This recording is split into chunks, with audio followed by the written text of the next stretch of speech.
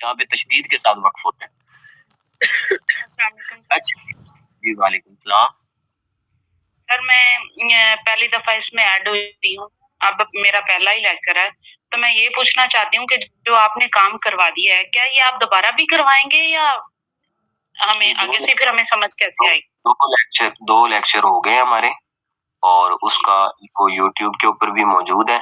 آپ اس کا آپ کو لنک مل جائے گا، آپ اسے دیکھ لیجئے گا، وہاں سے بھی ویڈیو، اور میں ابھی دوبارہ خلاصہ بھی آج پھر بیان کروں گا، اور خلاصہ آپ کے ذہن میں آ جائے گا، پھر ہم آگے چلتے ہیں۔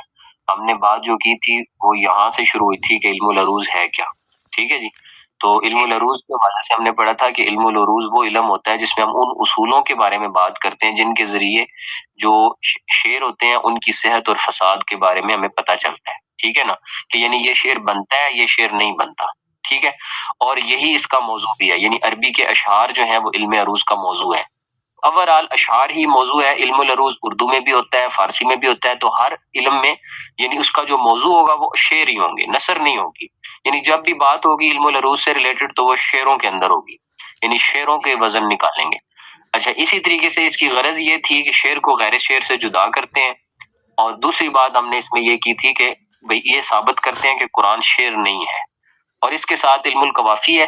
علم القوافی جو ہے وہ علم العروض کی آپ کہہ لیں گے ایک بہن ہے، یعنی کہ علم العروض میں ہم وزن شعروں کا مطلب بناتے ہیں، اور علم القوافی کے اندر ہم شعر کی آخری حالت کو معلوم کرتے ہیں کہ آخر میں کیا مطلب حالت آ رہی ہے، تو اب وزن کیسے سیدھا کریں گے، وزن کیسے بنائیں گے۔ تو یہ علم القوافی، علم القوافی میں آگے چل کے بھی بات آئے گی، اس کو فی الحال آپ ذہن سے مطلب چھوڑ دیں اس کو۔ تو علم العروض میں یہ پڑھا تھا، پھر ہم اس کے بعد جو ہے نا وہ آگے تھے، یعنی کہ اس کی یعنی واضح کون ہے، تو وہ امام خلیل، جو خلیل بن احمد الفرائدی جو ہیں، وہ اس کے علم العروض کے جو ہے وہ بانی ہے، واضح ہیں۔ اور پھر اس کے بعد چونکہ شاعری کی تھوڑی سی اصطلاحات ہم نے دیکھی تھی، قصیدہ کی تعریف تو آپ نے پہلے ہی پڑھ لی ہوگی کہ جو تزید والا سباتی ابیات 7 بیتوں پر مشتمل کم سے کم قصیدہ ہوتا ہے، ٹھیک ہے۔ اور ایک بیت جو ہوتا ہے وہ 2 شعروں پہ مشتمل ہوتا ہے، یعنی 2 مصروں پہ، اور یہ جو پہلا مصرع ہوتا ہے اس کو صدر کہتے ہیں، یعنی عروض کی اصطلاح میں، اور دوسرے کو عجز کہتے ہیں، ٹھیک ہے۔ اب جو صدر کا جو آخر ہوگا وہ عروض کہلائے گا، اور جو عجز کا جو آخر ہوگا وہ ضرب کہلائے گا۔ یہ بات ہم نے اس سے پچھلے لیکچر میں پڑھی تھی، اور جو آج کا لیکچر ہے وہ آپ نے بھی سن ہی لیا کہ تقطیع کسے کہتے ہیں۔ تقطیع کہتے ہیں کہ مطلب یہ جو شعر ہوتا ہے اس کو ٹکڑے ٹکڑے کرنا تاکہ اس کا وزن آسانی کے ساتھ بنایا جا سکے، یہ تختی ہے، ٹھیک ہے۔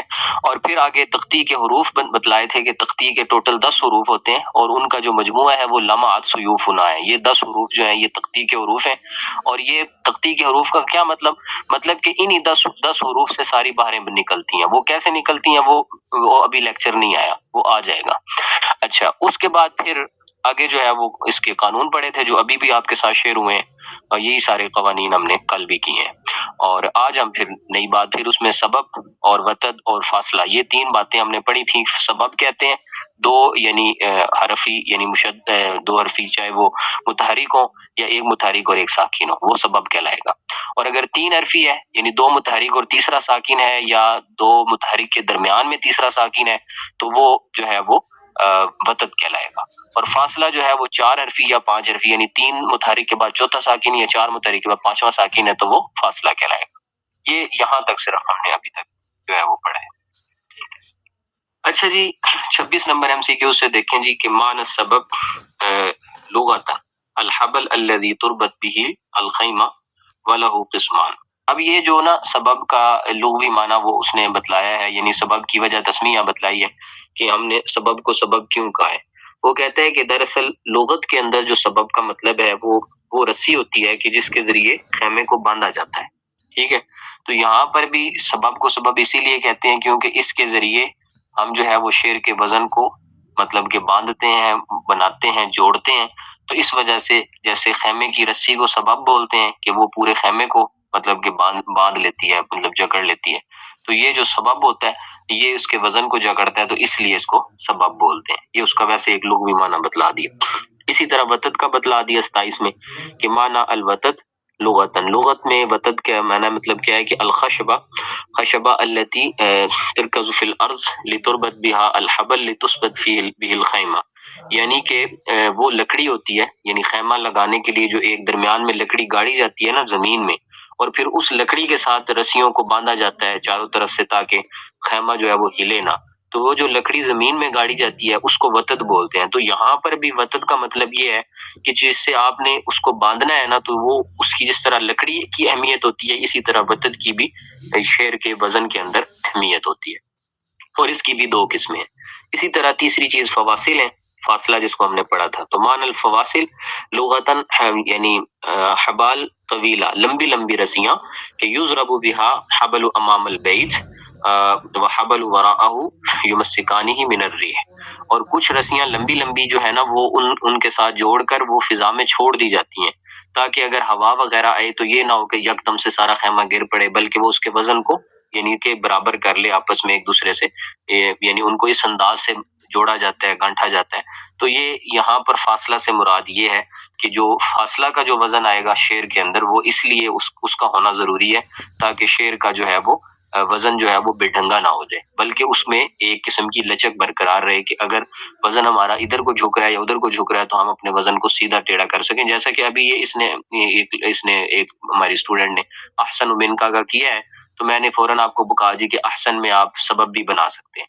تو یعنی سبب آپ سمجھیں کہ آل راؤنڈڈ ہے، آپ اس کو کہیں پہ بھی لے کے آ سکتے ہیں، اور وتد پھر درمیانی سی چیز آ جاتی ہے، اور فاصلہ جو ہے وہ سائڈوں پہ ہے آپ کا، آپ اس فاصلے کے اندر سبب بنا لیں، وتد نکال لیں، یا اس کو ڈائریکٹ فاصلہ بنا دیں، یہ آپ کے اپنے اوپر ہے۔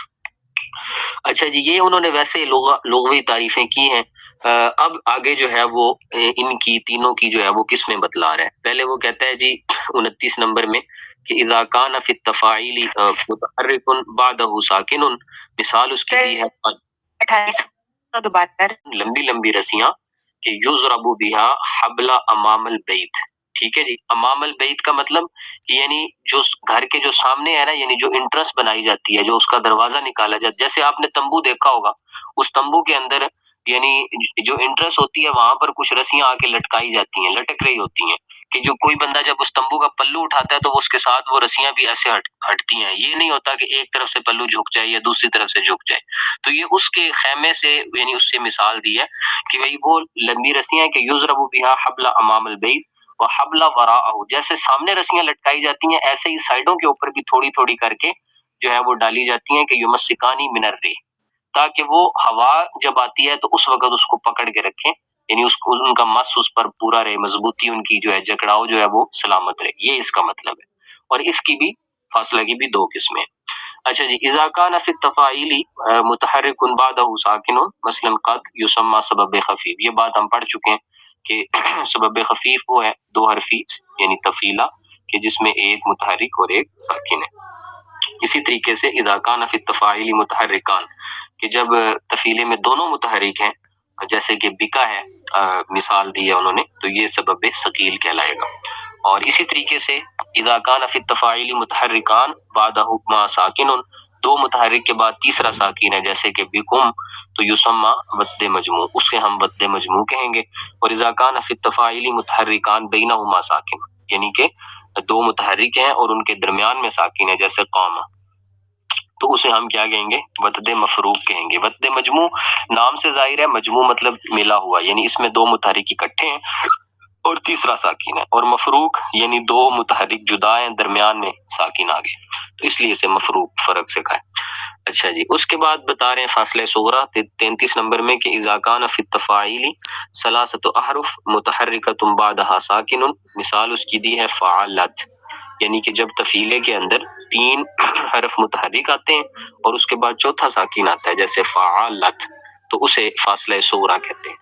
اور اذا کان فی التفاعیل اربعۃ احرف، جب 4 حرف متحرک آ جائیں اور بعدها ساکن، پھر اس کے بعد 5واں ساکن آئے، جیسے کہ فعلتن، فعلتن، تو یسمى فاصلہ کبریٰ، اسے ہم فاصلہ کبریٰ کا نام دیتے ہیں۔ ہاں جی، یہاں تک کوئی سوال ہے تو بتائیں، یہ سمجھ آ گئی نا یہ والی بات اب جو ہم نے پیچھے کی تھی؟ جی سر۔ سر آپ یہ کہہ رہے تھے نا جیسے فاعلت ہے تو اس کے اندر سے ہم 2 سبب بنا سکتے ہیں، ایک سبب ثقیل اور پھر دوسرا سبب خفیف۔ جی بالکل بنا سکتے ہیں، بالکل بنا سکتے ہیں، کوئی ایشو نہیں ہے۔ یہ آگے اب آ رہا ہے نا 39 میں، آپ دیکھیں گے پھر آپ کو ساری خود ہی پتہ چل جائے گا، خود ہی کہیں گے کہ بنا سکتے ہیں۔ اچھا جی 35 میں ہے کہ تنقسم التفاعیل الی قسمین، اب جو تفیلے ہوتے ہیں نا وہ ان کی دو طرح کی ہم تقسیم کرتے ہیں. اچھا اس میں کچھ جو ہیں مطلب بحروں کے تفیلوں سے مراد آپ یہ سمجھیں کہ بحروں کے سیغے، بحروں کے وزن، تو ان کی تقسیم دو طرح کی ہے. ان میں کچھ اصول کہلاتے ہیں اور کچھ فروع کہلاتے ہیں. اب جو اصول کتنے ہیں وہ صرف 4 ہیں. جو اصول کا مطلب یہ ہے کہ یہ 4 جو ہیں یعنی انہی سے آگے 6 نکلیں گے. اگر آپ ان 6 کو سمیٹیں تو یہی 4 بنیں گے. ٹھیک ہے نا، یعنی یہ 4 جو ہیں یہ پرماننٹ ہیں اور ان سے آگے آپ مزید نکال لیں، ان سے آگے اور بھی نکلتے ہیں، 6 اور بھی نکل جاتے ہیں.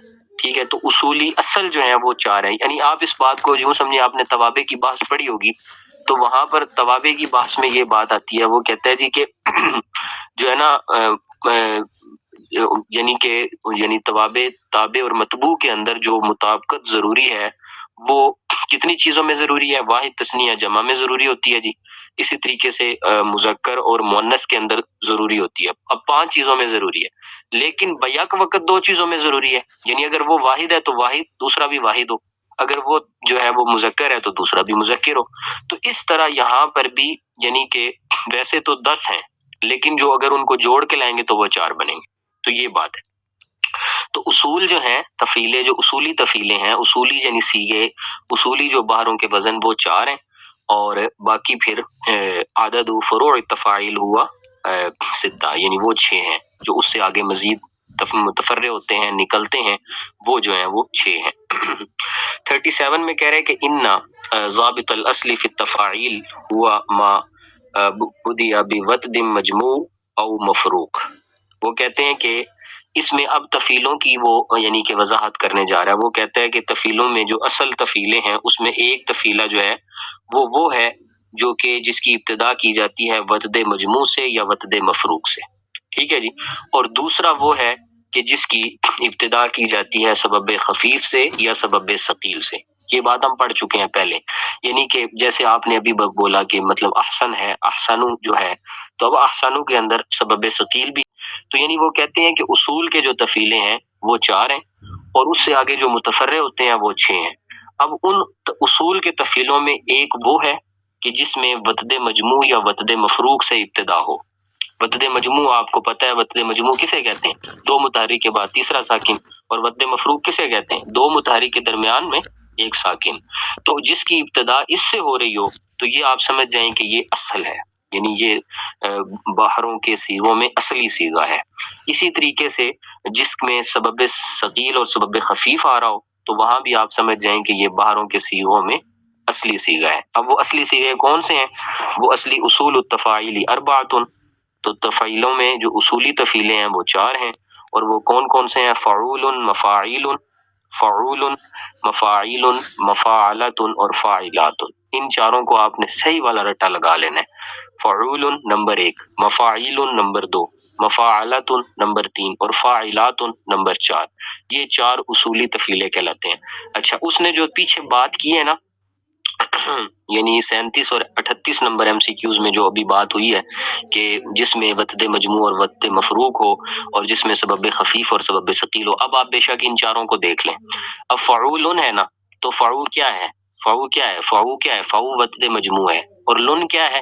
لن سبب خفیف ہے.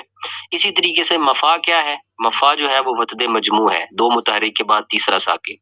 آگے عی اور لن، عی اور لن دونوں سبب خفیف بن رہے ہیں. اسی طریقے سے مفا، تو مفا میں 2 متحرک کے بعد تیسرا ساکن تو وتد مجموع ہوا. اور اعلیٰ تن 3 متحرک کے بعد جو ہے وہ چوتھا ساکن ہے. تو اس کے اندر اب ایک جو ہے وہ آپ کا فاصلہ صغرا آ گیا، لیکن آپ اس کو سبب خفیف اور سبب ثقیل بھی بنا سکتے ہیں کیونکہ 2 متحرک اکٹھے ہیں اور ایک متحرک کے ساتھ ایک ساکن ہے، تو آپ کہہ سکتے ہیں کہ ان میں 2 سبب بن رہے ہیں. اسی طریقے سے فاعلاتن، فاعلاتن. اب آپ یہاں دیکھ لیں، فا کو الگ کر سکتے ہیں، ای کو الگ کر سکتے ہیں، آپ لا کو الگ کر سکتے ہیں اور تن کو الگ کر سکتے ہیں. تو اس طرح کریں گے تو یہ سارے کے سارے کیا بن جائیں گے؟ سبب بن جائیں گے آپ کے، اور سارے سبب خفیف بن جائیں گے. اور اس کے علاوہ بھی اگر آپ اس میں بنانا چاہیں فاعی، تو یہ آپ کا جو ہے وہ وتد مفروق بن گیا.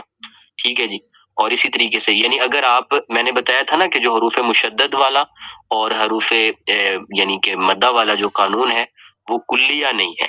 لہٰذا وہ یہ قانون کلی نہیں ہے، اس لیے یہاں حرف کا اضافہ جو ہے وہ کرنا کوئی ضروری نہیں ہے، تو اگر اضافہ کریں تو آپ کر لیں، نہ کریں تو نہ، یعنی آپ نے یہ باہر کا وزن دیکھنا ہے، اگر باہر کا وزن ڈائریکٹ پورا ہو رہا ہے شعر پہ تو آپ کو اضافہ کرنے کی ضرورت نہیں ہے، پہلے آپ نے ڈائریکٹ وزن بنانا ہے، یعنی وہاں بھی نشانیاں لگانی ہے اور پھر ادھر بھی نشانیاں لگانی ہے، اگر ڈائریکٹ وزن بن گیا تو بات ہی ختم ہو گئی، اگر ڈائریکٹ نہیں بنا تو پھر آپ نے اگلا آپشن استعمال کرنا ہے کہ آپ نے دیکھنا ہے کہ ان میں کہیں حروف مشدد یا حروف جو ہے وہ مدہ میں سے تو حرف نہیں تھا جس کی وجہ سے ہمیں حرف بڑھانا یا گھٹانا تو نہیں پڑ رہا، تو پھر آپ نے وہ اگلا جو ہے وہ ٹول استعمال کرنا ہے۔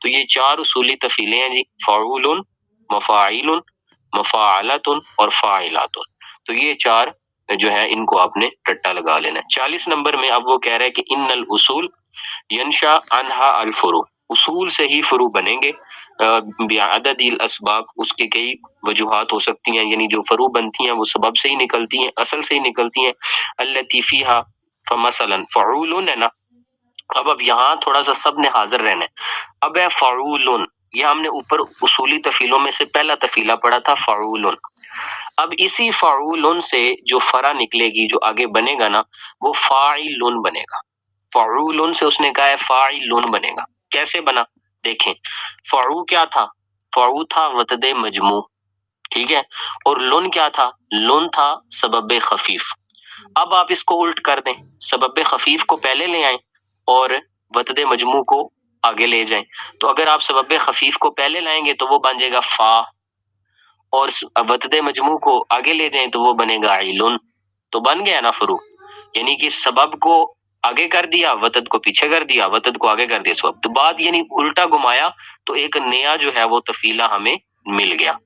اسی طریقے سے ینشأ عن الاصل الثانی، جو دوسرا ہم نے اصولی، پہلا تو ہم نے پڑھا تھا نا فعول اور دوسرا ہم نے پڑھا تھا مفاعل، تو مفاعل سے جو متفرع ہوتے ہیں وہ ایک ہوتا ہے مستفعل اور دوسرا ہوتا ہے فاعلات، مستفعل اور فاعلات، یہ متفرع کس سے ہوتے ہیں جی، یہ دوسرے اصولی صیغے سے یعنی مفاعیل سے ہوتے ہیں۔ اب کیسے ہوتے ہیں یہ آپ ابھی میں آپ کو دکھا دیتا ہوں۔ مفاعیل میں نے بتایا تھا کہ مفا جو ہے یہ وتد مجموع ہے اور یہ شروع میں آیا ہوا ہے، اور ای بھی سبب خفیف ہے اور لن بھی سبب خفیف ہے۔ اب آپ آ جائیں جی فروعات میں، تو فروعات میں ہم نے کیا کیا، ہم نے یہ کیا کہ ہم نے سببوں کو پہلے لے آئے اور وتد کو آگے لے گئے، تو مستفعل، مس سبب خفیف ہو گیا اور تف سبب خفیف ہو گیا اور علن کیا ہو گیا، وتد مجموع ہو گیا، تو الٹ کیا تو وہ بھی ایک تفیلہ الگ سے ہمارے پاس آ گیا۔ اور اسی طریقے سے آپ دوسرا طریقہ یہ ہے کہ دو سببوں کے درمیان میں ایک وتد مجموع رکھ لیں، یعنی دونوں سائڈوں پہ سبب رکھ لیں اور درمیان میں آپ ایک وتد مجموع رکھ لیں، جیسے فا، اب فا کیا ہے، سبب خفیف ہے، عیلا، عیلا کیا ہے، یہ وتد مجموع ہے، اور تن کیا ہے، تن سبب خفیف ہے، تو یعنی کہ ہمارے پاس جو مفاعیل کا جو اصلی صیغہ تھا، تفیلہ تھا، اس سے ہم نے 2 وزن اور متفرع کر لیے، کون کون سے متفرع کر لیے جی، وہ ایک مستفعل کا وزن متفرع ہو گیا اور دوسرا فاعلات کا وزن جو ہے وہ اس سے متفرع ہو گیا دوسرے صیغے سے۔ اسی طریقے سے تیسرا صیغہ، میں آپ کے سوال لیتا ہوں جی، مجھے آپ نا صرف 43 نمبر تک ایم سی کیوز تک چلنے دیں، یہیں تک ہم نے ابھی کرنا ہے۔ نہیں سر، میرے نا موبائل کے بتا دیں کہاں تک آپ پلیز پڑھائیں گے۔ بس میں نے 2 ایم سی کیوز پڑھانے ہیں اور علم اللغہ الحدیث کے کچھ ایم سی کیوز کروانے ہیں۔ یہ اپنا اس نے ریکارڈنگ لگائی ہوئی ہے آج، کل ریکارڈنگ، کوئی ریکارڈنگ لگا لو نا تو وہ پھر سینڈ کر دینا گروپ میں۔ اچھا جی دیکھیں آگے، تو تیسرا جو اصلی اصولی تھا وہ تھا مفاعلۃ، مفاعلۃ، یہ تیسرا اصولی تفیلہ تھا ہمارے پاس۔ اب وہ کہتا ہے 42 نمبر ایم سی کیوز میں کہ ینشأ عن الاصل الثالث، یعنی مفاعلۃ کا جو تیسرا اصلی صیغہ ہے اس سے بھی 2 صیغے نکلتے ہیں فرعان، وہما کون کون سے، ایک تو متفاعل اور دوسرا فاعلاتک، یا فاعلاتن بھی آپ اس کو کہہ سکتے ہیں، تو متفاعل اور فاعلاتک۔ اب دیکھ مفاعلتن میں کیا ہے، مفاعلتن میں ایک جو ہے وہ وتد مجموع ہے مفا، یعنی 2 متحرک کے بعد تیسرا ساکن، اور عالاتن یہ فاصلہ صغرا بھی بنتا ہے، اور عالاتن جو ہے یہ سبب ثقیل اور سبب خفیف بھی بنتا ہے، یعنی سبب ثقیل اس لیے کہ دو متحرک اکٹھے ہیں، اور سبب خفیف اس لیے کہ تن میں دو، ایک متحرک اور ایک ساکن اکٹھا ہے، اور فاصلہ صغرا اس لیے کہ تین متحرک کے بعد چوتھا ساکن آ رہا ہے۔ اب انہی کو ہم آگے پیچھے پھیریں گے تو ہمارے اور متفرع سیغے بن جائیں گے۔ اچھا جی، مفاعلتن میں جو ود مجموع تھا جو کہ شروع میں تھا اسے ہم آخر میں لے گئے، اور جو فاصلہ تھا ہمارے پاس فاصلہ صغرا اسے ہم شروع میں لے آئے، تو متفاعلن، اب متفا میں تین متحرک کے بعد چوتھا ساکن آ گیا، فاصلہ صغرا بھی بن گیا، سبب ثقیل و خفی بھی بن گئے، اور علن میں جو ہے وہ آپ کا ود مجموع آ گیا، تو یہ ایک سیغہ بن گیا۔ اور دوسرا آگے جو ہے وہ فاعلاتک بن گیا، فاعلاتک۔ تو فاعلاتک میں کیا کیا ہم نے کیا یہ کہ دو سبب خفیف کے درمیان ایک ود مجموع ڈال دیے، جیسے کہ اوپر بھی اسی طرح کا ایک تفیلہ بنایا ہے ہم نے، فاعلاتن، وہاں فاعلاتن تھا، یہاں بھی فاعلاتک کہہ دیا، لیکن فاعلاتن بھی اسے کہہ سکتے ہیں، یعنی سیم ہی ہے، یہ ملتا جلتا ہے دونوں کا، تو یعنی اصولی سیغے سے یہ بھی دو سیغے متفرع ہوتے ہیں۔ 43 میں دیکھیں جی، اور چوتھا جو ہمارے پاس سیغہ تھا وہ تھا فاعلاتن، فاعلاتن، تو ذو الوتد المفروق فروعان وہما، اس سے وہ کہتا ہے فاعلاتن سے ہمیں جو سیغے ملتے ہیں وہ مفعولات اور مستفعلن، مفعولات اور مستفعلن، مفعولاتن، فاعلاتن، ٹھیک ہے جی۔ اب آپ دیکھ رہے ہیں فا سبب خفیف، عی سبب خفیف، لا سبب خفیف، تن سبب خفیف، اسی طریقے سے مف سبب خفیف، عو سبب خفیف، لا سبب خفیف، تن، یعنی ہم نے پڑھا تھا نا کہ مفعولاتن ہے نا، تو ہم نے پڑھا تھا کہ جہاں تنوین آئے گی وہاں ایک نون ساکن کا اضافہ کریں گے، تو یہاں ہم نے نون ساکن کا اضافہ کر لیا، تو یہ مفعولاتن ہو گیا، تو یہاں پہ سارے جو ہے وہ سبب خفیف بن رہے ہیں، اور اسی طریقے سے یہ ود مفروق بھی بن رہے ہیں، مفعو، مفعو میں میم متحرک، فا ساکن اور عین پھر متحرک، تو بن گیا نا ود مفروق، ٹھیک ہے نا۔ تو اس طرح اس میں کچھ سبب خفیف یعنی ود مفروق بھی بن جاتے ہیں۔ اور دوسرا سیغہ جو ہے وہ مستفعلن ہے، مستفعلن، مستفعلن میں اسی سیغے کو گھمایا تو مستفعلن بن گیا، کیسے؟ مستفعیلن، اگر آپ یوں بنائیں، یعنی اگر آپ یعنی حرف بڑھاتے ہیں تو پھر مستفعیلن بنے گا، اور اگر آپ حرف نہیں بھی بڑھاتے تو پھر کیا بنے گا؟ مستف، مستف اور آگے عیلن، ٹھیک ہے جی۔ تو یعنی کہ مستفعی یعنی تین آگے سبب خفیف، اور اسی طرح لون چوتھا سبب خفیف اس کے ساتھ مل گیا، تو یہ سیغہ بھی اسی سے متفرع ہوتا ہے۔ تو اصولی سیغے جو ہیں، اب یہ جو آپ کو ابھی جو آپ نے سیغے پڑھے ہیں نا، جب آپ بہور کو دیکھیں گے، چاہے وہ کامل ہو، وافر ہو، رمل ہو، جتنی بھی بہریں ہیں، تو ساری بہروں کے وزن جو ہیں وہ انہی 10 سیغوں میں ہوں گے، کوئی بھی وزن ان 10 سیغوں سے باہر یعنی تفیلہ یا سیغہ یا جو ہے نا وہ سیغہ استعمال نہیں ہوگا، تو وہ سارے کے سارے انہی وزنوں میں ہوں گے، یعنی ٹوٹل 10 وزن ہی ہیں، اور انہی کا مجموعہ لمعت سیوفنا ہے۔ اب آپ بے شک ملا لیں کہ لمعت سیوفنا کے 10 حروف سے باہر اگر ان 10 سیغوں میں کوئی حرف آیا ہو تو آپ بتائیں کہ جی یہ حرف باہر آیا ہو، تو یعنی انہوں نے بات یہ کہی تھی کہ 10 حروف اور انہی 10 حروف سے آگے 10 سیغے، جن میں سے 4 اصولی سیغے اور انہی 4 سے آگے 6 بنیں گے، اور اسی کے اندر آپ کی 16 کی 16 بہریں بھی ایسے ہی، مثال میں سے لیں، اب ایک بہر ہے متفاعل متفاعل متفاعل، تو ہم وہ دیکھ لیں کہ متفاعل فرع میں ہمارے پاس سیغہ بنا ہوا ہے جو ہم نے مفاعلتن سے بنایا ہے 42 نمبر ایم سی کیوز میں، اور اسی طرح جو ہے وہ ایک بہر ہے کہ مستفعل مستفعل مستفعل، اب مستفعل ہمارے پاس سیغہ بنا ہوا ہے، تو اس طرح بہروں کے وزن ہے، تو وہ اب آگے اب ہم نے نیکسٹ اسٹیپ پہ پہلے یہ ہم نے نا زحافات و علل کو چھیڑنا ہی نہیں ہے، یہ یہاں سے خرابی ہوئی تھی لاسٹ ٹائم بھی جو پڑھایا تھا، اس ٹائم جو انہیں سمجھ نہیں نہ آیا تھا وہ زحافات والا باب ہم نے پہلے چھیڑ لیا تھا، اب یہاں تک آپ کا 43 نمبر ایم سی کیوز تک کر کے اب آپ کا کام آج تھوڑا سا رٹا لگانے والا زیادہ ہوگا کہ آپ نے اصولی تفیلوں کو بھی رٹا لگانا ہے اور فروعی تفیلوں کو، اگر آپ یہ 10 سیغے یاد کر لیتے ہیں نا تو آپ سمجھیں کہ آپ کو عروض آ گئی ہے۔ اس کے بعد نیکسٹ سٹیپ ہوگا کہ میں آپ کو کل نظم دے دوں گا، آپ نے کل نظم یاد کر لینی ہے، مطلب نظم میں یہ ہے کہ چلیں ساری نہ بھی یاد ہو تو کم از کم جو 10 بڑی بہریں ہیں ان کی آپ یاد کر لیں، ان کے 10 جملے یاد کر لیں، تو بس پھر آپ کو وہ جملے یاد ہو گئے، اور اس کے بعد زحافات کو ہم چھوڑ کے آگے جائیں گے، پہلے ہم جو مشہور اشعار ہیں جیسے کہ معلقات وغیرہ کی ان کی تقطیع کر لیں گے، اس کے بعد پھر ہم اس کو زحافات اور علل والے سٹیپ کو اینڈ پہ جا کے کریں، کسی کا سوال ہے تو وہ کریں۔ सर ये फुरू में चेंज करना नहीं समझ आया। सबब वतद और फासला समझ में आया था आपको? जी जी सर। यानी कि सबब वतद और फासले में जिस तरह हमने मुतहरिक और साकिन इकट्ठे करके और अलग करके बनाए थे तो वो समझ में आ गया था? जी सर वो सारा कर रहा है। हाँ, तो उसको ज़हन में रखें ना। मुझे सबब और वतद का भी समझ नहीं आया। आपने तीनों लेक्चर लिए? जी सर। नहीं, मतलब क्या समझ नहीं आया ना, थोड़ी सी वजाहत करें ताकि मैं आपको उस अंदाज से समझाऊं फिर मजीद। सर मेन मुझे सबब और वतद का मेन समझ नहीं आया कि मतलब कि है क्या चीज सबब और वतद। मतलब कि सबब और वतद है क्या चीज? बिल्कुल समझ ही नहीं आया मुझे इसका ना। अच्छा, मुझे आप ये बताएं कि आपने ग्रामर पढ़ी हुई है? जी सर पढ़ी हुई है, मैंने अरबिक में पढ़ी हुई थी, अरबिक में। अच्छा, अब मेरी बात सुने।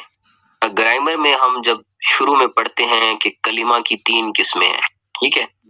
जी इसम, फेल और हरफ, वहां पढ़ते हैं ना? जी सर।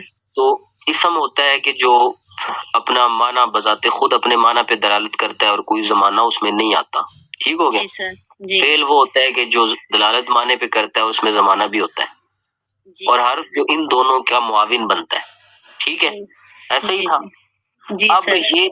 अब वहां हमें ये 3 उसूल पढ़ाए जाते हैं जी कि आपने इन तीनों को ज़हन में रखना है, ठीक है? ज़हन में बिठाना है कि सारी जो ग्रामर है वो इसी पे बेस करेगी। फिर आगे हम चलते हैं तो फेल में फेल माजी, फेल मुजारे, फेल अमर, फेल नहीं। अगर इसम में चलते हैं तो अस्मा की एक लंबी फहरिस्त है, अस्माए किनायात, अस्माए फाल, अस्माए ज़ुरूफ, अस्माए किनायात।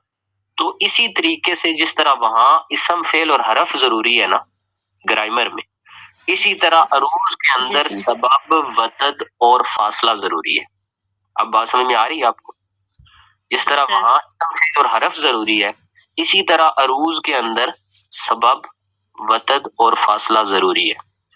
अब सबब, वतद और फासला है क्या, उस पे हमने मैंने बहुत ही मतलब आसान अल्फाज में कोशिश की समझाने की, और मुझे उम्मीद है कि अक्सर से ज्यादा लोगों को ये बात समझ में आई भी होगी, लेकिन मैं फिर भी दोहरा देता हूँ कि सबब हमने कहा था कि सबब 2 हरफी सीगा, यानी 2 हरफी सीगा हो, यानी 2 हरफी का मतलब ये है कि मे बी कि एक सीगे में 4 हरूफ हो, लेकिन हमारा चूंकि मकसूद दो हरूफ से है तो हमने उन्हीं 2 हरूफ को देखना है कि 2 हरूफ में एक मुतहर्रिक है और एक साकिन है, या दोनों मुतहर्रिक हो, दोनों के ऊपर हरकत आई हुई हो, ठीक है ना?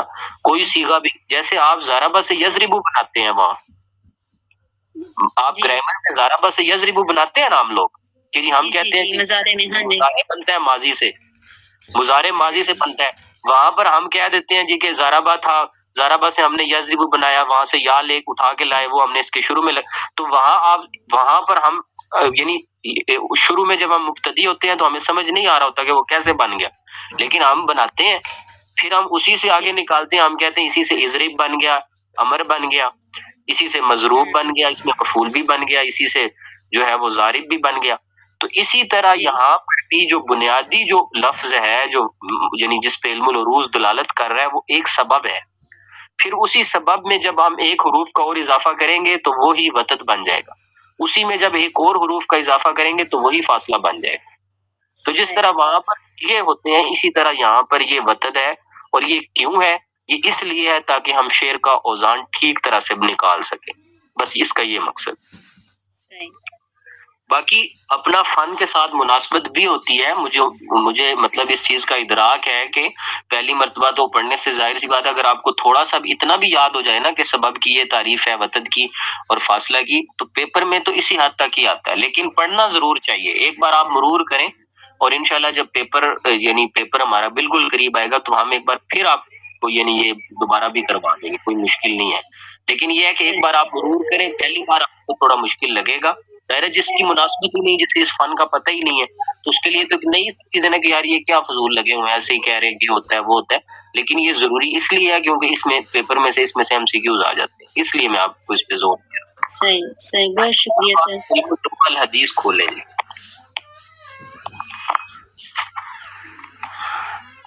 हाँ जी, फाइल ओपन कर ली सबने इल्मुल लुगा वल हदीस की?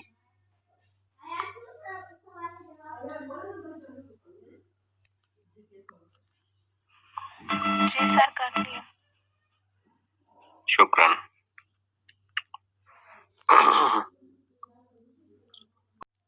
इमाम खलील ने जब ये फन इजाद किया था ना, और वो इस तरह वजन निकालते थे, मुफ़ाअलतुन, फ़अूलुन, फ़ाइलातुन, मुस्तफ़इलुन, मुतफ़ाइलुन, मुतफ़ाइलुन, फ़अूलुन, मफ़ाइल, इस तरह जब वो कर रहे थे ना, तो उनका बेटा उन्हें दूर से देख रहा था। वो लोगों को ले आया इकट्ठा करके, कहता है मेरा अब्बा पागल हो गया। तो ये फन है ऐसे ही, ठीक है ना। तो आपने परेशान नहीं होना, लेकिन आप कोशिश करते रहें। जाहिर है जब आपने फीस जमा करवाई है, आप आए हैं इस क्लास में, आप अपनी कोशिश तो पूरी करें ना।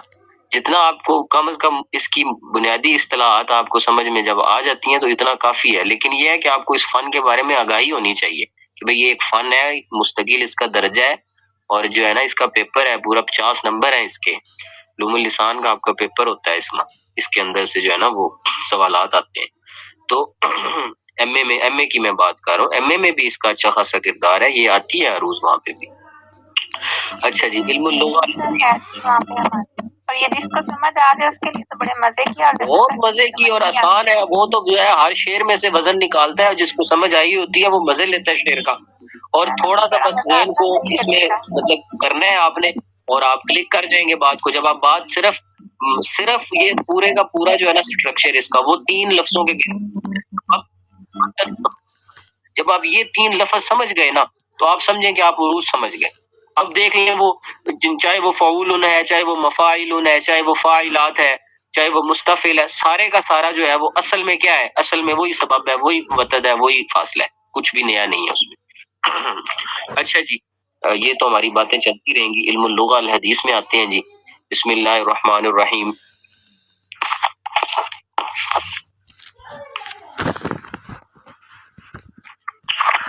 मा इल्मुल लुगा व मा फुरूउहु व मा मजालातुहु। इल्मुल लुगा क्या है और इसकी फुरुआत, इसकी शाखें कौन कौन सी हैं, और इसकी फील्ड्स कौन कौन सी हैं, इसके मजालात, इसके मयादीन कौन कौन से हैं। ये उसने सवाल एक किया है, और जवाब में वो बोल रहा है कि इल्मुल लुगा हुआ दिरासतुल लुगा फी जातिहा व मिन अजली जातिहा। ठीक है जी, फी जातिहा एक लफ्ज बोला है, फिर आगे कहता है वमिन अजली जातिहा, यानी एक तो लुगत को इस अंदाज से देखना कि जुबान अपनी जातियात के लिहाज से क्या है, और फिर इस अंदाज से देखना कि इस जातियात से मुताल्लिका चीजें कौन कौन सी हैं। समझ आ गई बात की? ये इसका मतलब। अविद दिरासा अल इल्मिया अल मनहजिया लिल्लुगा, या जुबानों के हवाले से इल्मी अंदाज में किसी खास मनहज पर चलते हुए जो स्टडी की जाती है उसे इल्मुल लुगा कहते हैं। आगे जी आ जाता है उसकी फरू, उसकी शाखें। कहते हैं लहू फरुआन, फरान, उसकी 2 शाखें हैं जी। एक को इल्मुल लुगा नजरी कहते हैं और दूसरे को इल्मुल लुगा तत्बीकी कहते हैं। इनकी वजाहत आगे चल के आपको तफसील से मैं करवाऊंगा। आगे आ जाते हैं इसके मजालात, इसके मयादीन के इल्मुल लुगा की फील्ड्स कौन कौन सी हैं। जैसे अगर तिब है तो तिब की फील्ड्स हैं जी। तिब के अंदर अद्वियात का एक अलग शोबा है, डी फार्मेसी अलग से है। फिर इसके अंदर आगे मजीद जो है वो हर एक की अपनी अपनी स्पेशलिटी, कुछ कोई हार्ट का है, कोई जिगर का है, कोई जो है वो आंखों का है। तो इस तरीके से मजालात इसके कौन कौन से लुगा के। तो लुगा के मजालात में मैंने पहले भी इस पे जब मैंने शुरू किया था परसों लेक्चर, तो मैंने उसमें वजाहत दी थी। वही बातें यहाँ फिर आ गई हैं कि इल्मुल अस्वात आते हैं, जिसको आप लोग इल्मु तजवीद कहते हैं, और बिनाउल कलिमा इल्मु सर्फ आ जाता है, और इसी तरीके से बिनाउल जुमला कलमे का स्ट्रक्चर और जुमले का स्ट्रक्चर, यानी कि कलमा आपका सही होना चाहिए और फिर आपका जुमला जो है उसका एराब और उसका आपस में रबत जो है वो ठीक होना चाहिए, इल्मुन नहव जिसको कहते हैं। और दलाला, दलाला से मुराद ये है कि उस जबान की दलालत भी सही। दलालत का यहाँ मतलब ये है कि उस जबान की हकीकत व माहियत क्या है, और क्या अपनी हकीकत व माहियत के एतबार से उस जबान की जो चीजें हैं वो उस पे सादक भी आती हैं कि नहीं आती। मसलन अगर एक जबान है, उस जबान के बारे में जो औसाफ और खसूसियात बयान की गई हैं, क्या वो जबान उन खसूसियात पर दलालत भी करती है। तो इन सारी चीजों से जो स्टडी की जाती है, इनसे मुतालिक जो गौर व फिक्र किया जाता है, इसको इल्मुल लुगा कहते हैं। आगे है जी कि मा अहम्मुल मदारिस अल लुग़विया व मा अहम्मु इत्तिजाहातुहा। वो कहते हैं कि زبانوں کے حوالے سے جو بڑے مکتبہ فکر ہیں، بڑے اسکول آف تھاٹ ہیں، وہ کون کون سے ہیں، ٹھیک ہے جی، اور ان کی یعنی ان کے رجحانات کیا ہیں، اتجاہات بمانا رجحانات، کہ ان کے رجحانات کیا ہیں، یعنی وہ لوگ اگر کوئی ایک بندے نے اپنا مکتبہ فکر بنایا ہے تو وہ کس وجہ سے بنایا، مثلا اگر یہ دیوبندی مکتبہ فکر ہے تو ظاہر ہے ان کا ایک اپنا رجحان ہے نا، ان کی اپنی ترجیحات ہے، بریلوی مکتبہ فکر ہے تو ان کا اپنا رجحان ہے، تو اسی طریقے سے یہاں پہ لغہ جو ہے اس کے اندر کتنے اسکول آف تھاٹ کام کر رہے ہیں، کتنے اس کے جو ہے وہ مدارس ہیں، کتنے اس کے مکتب ہیں، اور ان کی کیا کیا ترجیحات ہیں۔ تو وہ کہتا ہے کہ المدرسہ البنیویہ، یعنی یہ بنا سے ہے، بنیویہ کا مطلب بنا سے، اور یہ جو ہے وہ 20 ویسر کا مدرسہ ہے، یہ 18ویں صدی میں اب یہاں پہ تھوڑا سا مقدمہ بیان کروں گا، پھر میں آپ کو جملہ یہ پڑھاؤں گا کتاب سے، کہ 18ویں صدی کے اندر یہ فن جو ہے یہ آپ کا جو ہے نا، اس سے پہلے یہ فن ضرور تھا، لغہ کے حوالے سے کام تو 2 صدی ہجری سے شروع ہو گیا تھا، اور میں نے جیسے کہ پہلے بھی کہا کہ امام خلیل نے لغات میں کام کیا ہے، انہوں نے ایک ڈکشنری بنائی، کتاب العین لکھی، پھر اس کے بعد بڑی بڑی ڈکشنریاں آئیں، آپ کو پتہ ہے الصحاح ہے جوہری کی، بہت بڑی ڈکشنری ہے، اور اسی طرح تاج العروس ہے، اور جو ہے اسی طریقے سے معاجم کے اندر کافی ساری معاجم ہیں، لسان العرب ہے، اور اسی طریقے سے آپ کی القاموس المحیط ہے فیروز آبادی کی، تو دیگر بہت ساری کتابیں ہیں، تو لیکن لغات کا کام تو ہو رہا تھا، اور اسی طریقے سے لغات میں پھر آگے جو فقہ اللغہ ہے، فقہ اللغہ آپ کو سالبی کی ملے گی، سر اللغہ و اسرار العربیہ ملے گی، اور اسی طرح احمد فارس شدیاق نے لکھی ہے الصاحبی فی فقہ اللغہ، مطلب بہت سارا کام ہوا تھا۔